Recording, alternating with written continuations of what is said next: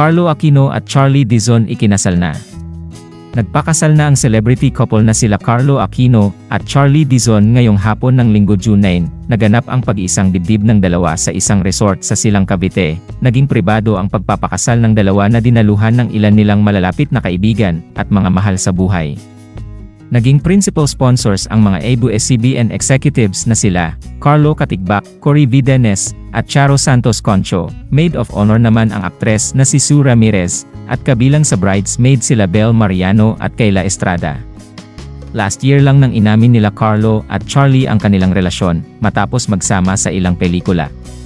Kahapon lang nang ibinahagi ni Carlo Aquino ang larawan nila ni Charlie Dizon, kung saan makikita magkahawak ang kanilang mga kamay sa tabi ng lawa. Nilagyan niya ito ng captions na, "Unti-unti natin gagapangin ang buhay ng nakatawa."